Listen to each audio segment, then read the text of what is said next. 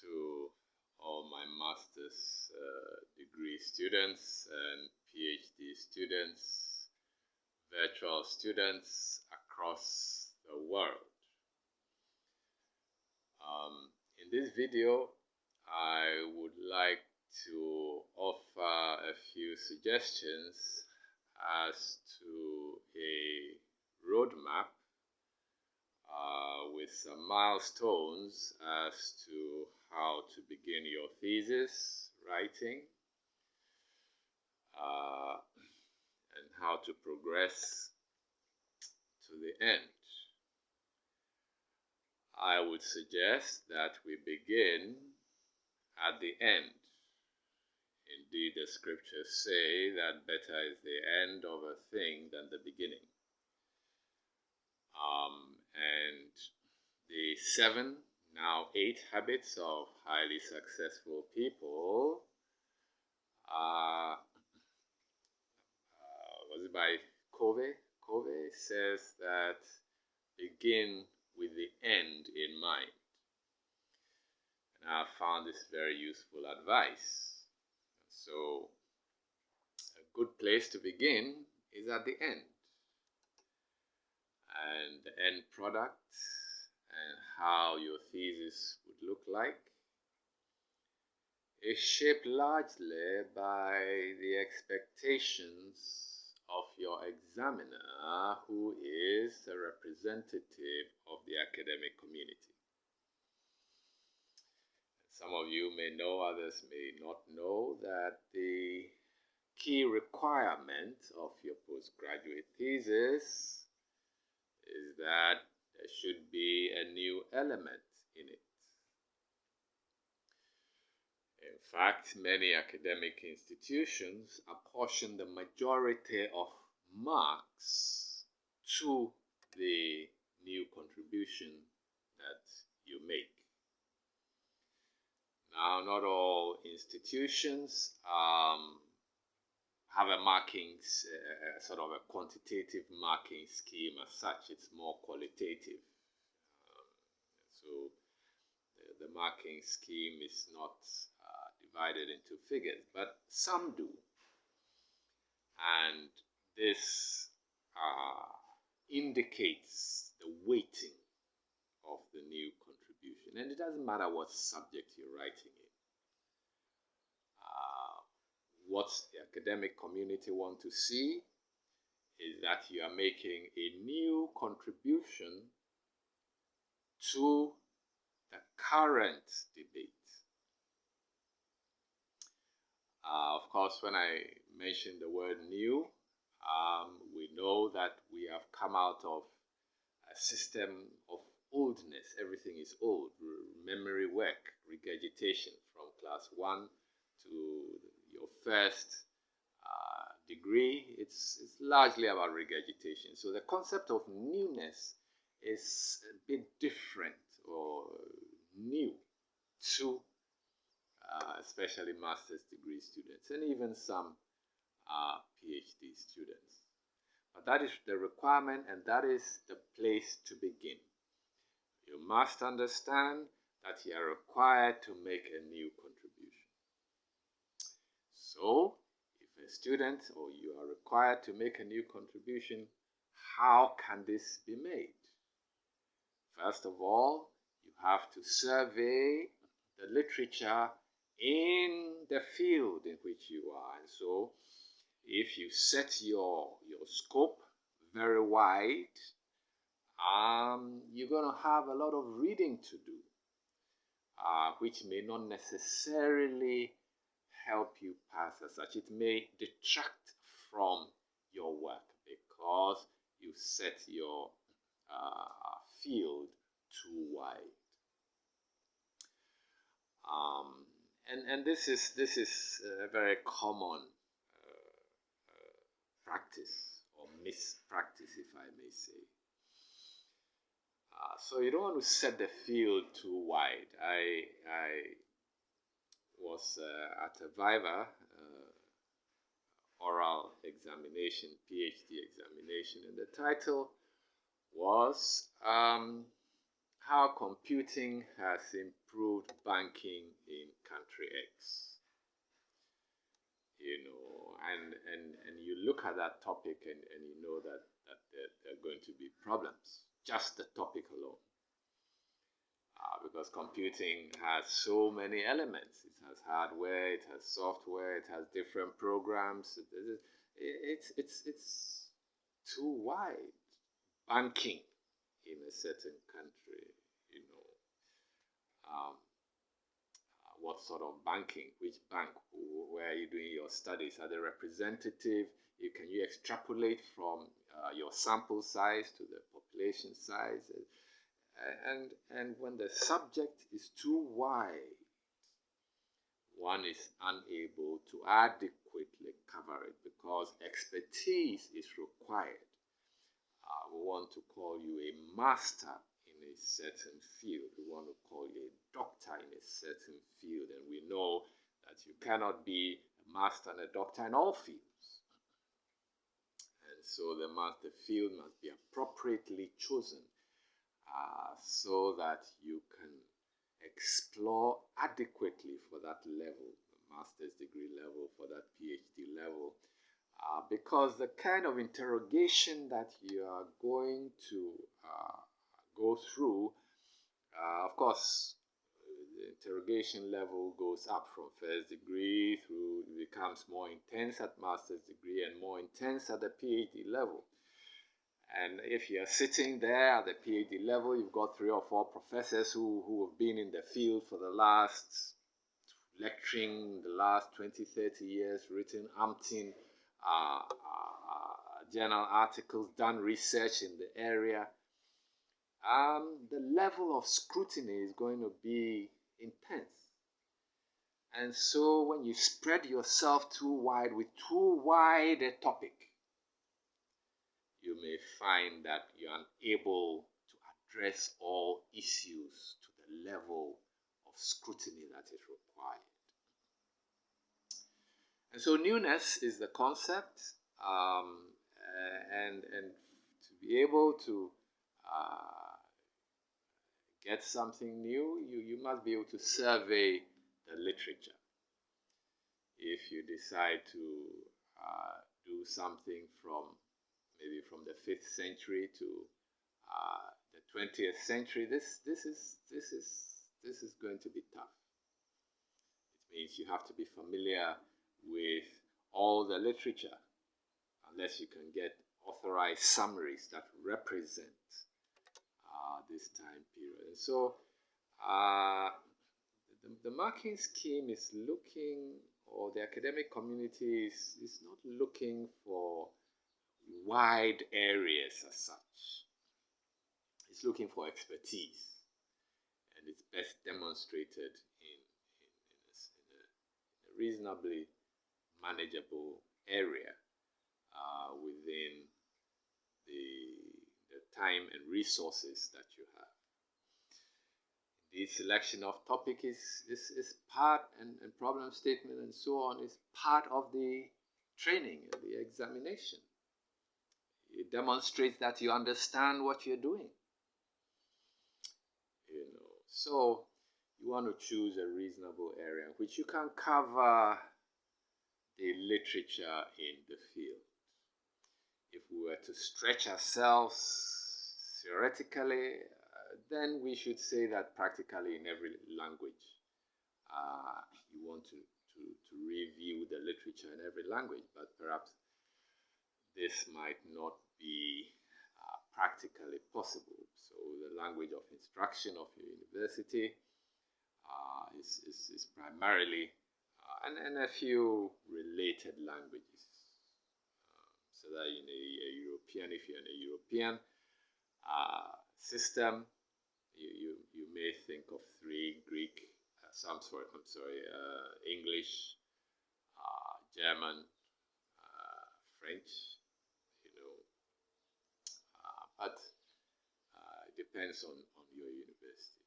So you want to review the literature in your area.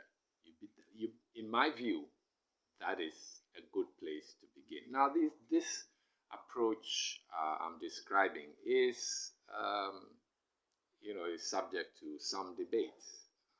It's just offered for your thought, um, especially for students who may be standing at the beginning of thesis writing. Supervision is, we say, few and far between, and difficult to get. They don't know where to start from.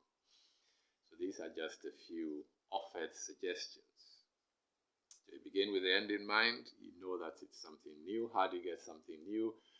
You must first of all review the literature, and as you review the literature, you want to find out what has not been said. And that is what we call the research gap.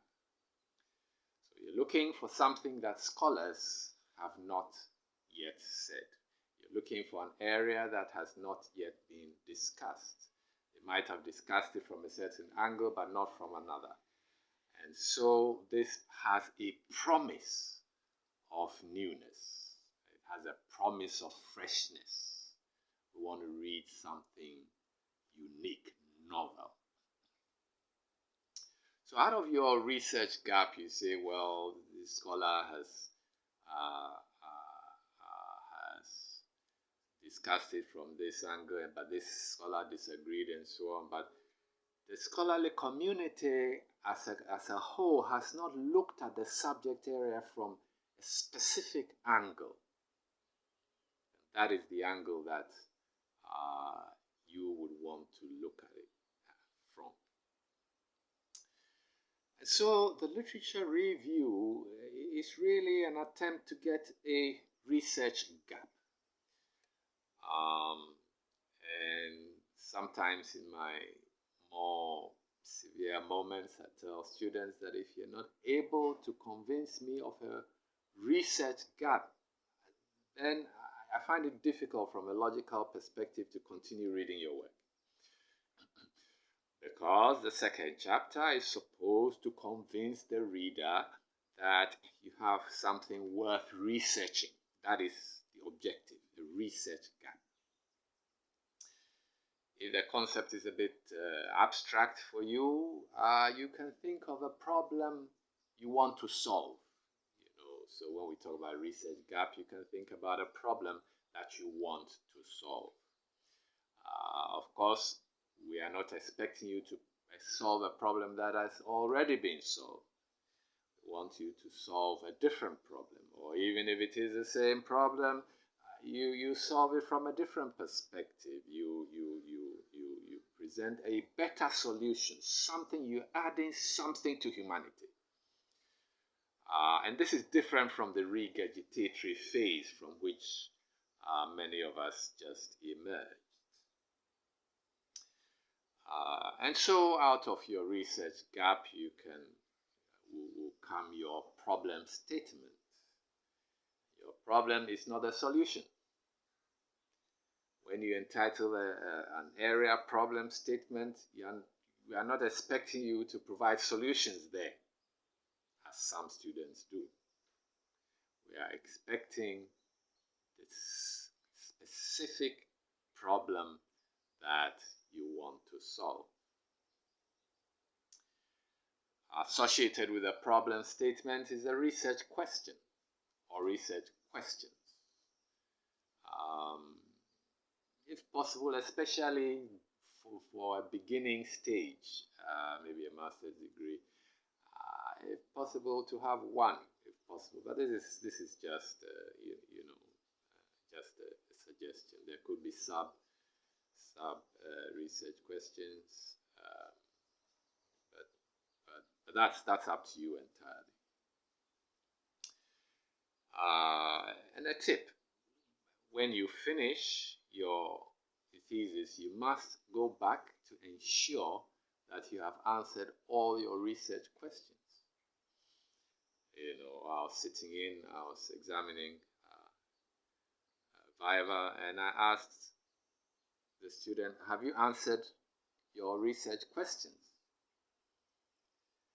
You see, and if you haven't, then it raises questions, because you are not under any compulsion to put the research questions down, So if you have, say, 4 research questions, or 1 main, 1 3 subs, or something like this, and you answer 2, you are robbing yourself. So one tip is at the end of your thesis to go back and check whether you have answered all your research questions, because an examiner cannot award it's like you give yourself a 50% top mark. You set yourself 4, you answered 2. Do you really understand what research is about? So it's very important to go back. What some students do is to have certain sections, perhaps or chapters, addressed to each research question. So, and that is a nice structure. It makes for easy marking. You don't have to search to see whether the student has answered the research question. He's telling you that in the 3rd chapter he's answering research question 3.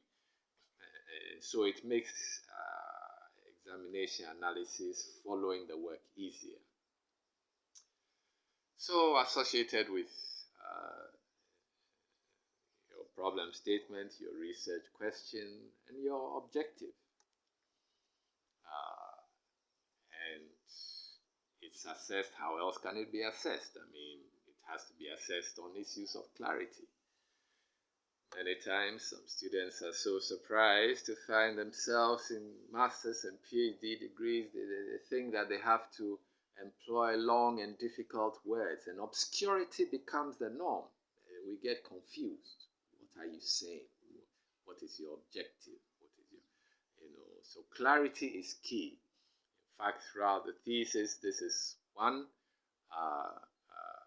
phrase that will guide you. Clarity is key. In two-way communication, you can be questioned. But in one-way communication, where the writer is not present, then if there are ambiguities and things, it makes it difficult for the reader. And all this training is to your advantage. So those who think they are being smart by paying others to do their work for them, it's really a waste of your money, really. You come out not qualified for what you say you are qualified at, and people can see it's so obvious. So you have your objective. How are you going to achieve your objective? You need a method and a strategy to achieve it. And so your method area, maybe the 3rd chapter or so, you may speak about your method, and as much as possible to put timelines to your method, to guide you. One of the sticking points, sometimes even showstoppers, is data collection. Students imagine that they just write a few questionnaires, and they think that they distribute the questionnaires or whatever type of method of data collection, and everybody is just going to have time and interest for them. I mean, if it's to a busy company, to a CEO somewhere, everyone has their own issues, and so it's important to begin early. It is important to begin early and to make some provisions for some of these issues, because universities don't normally forgive you for going over the time limits.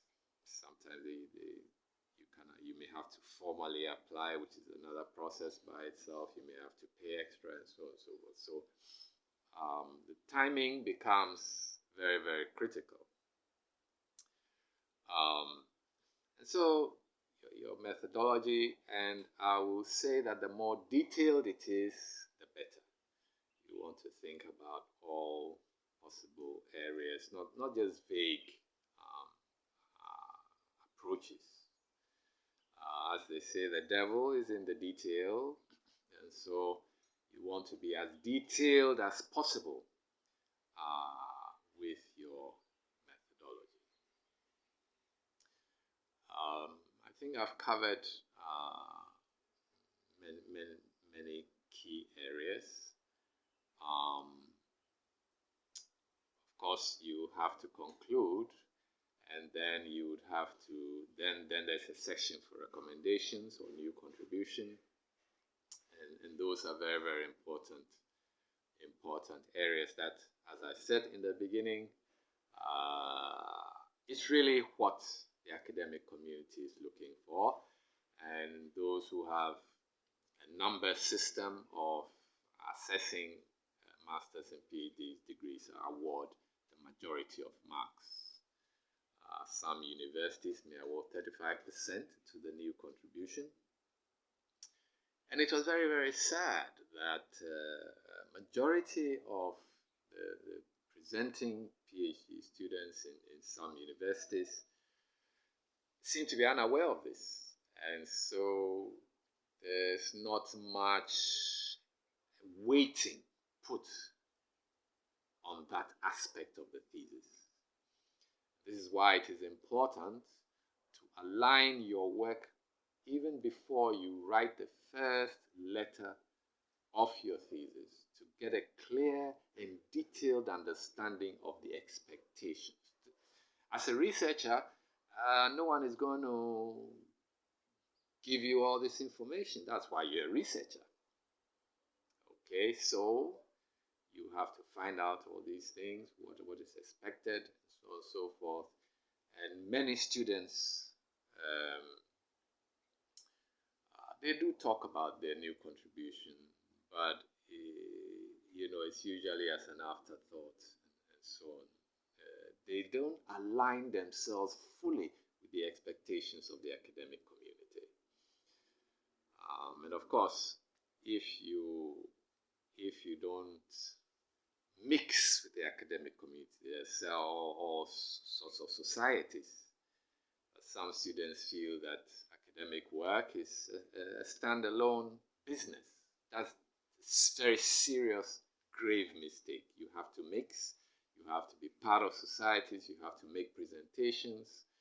You have to attend other people's presentations and begin to get the feel and the psychology of how academics think. Then you'll be able to fulfill the expectations better. So your conclusion, your new contribution, and I think that I've covered most of the basics. There are other aspects of the research gap that I would like to talk about in a different video, and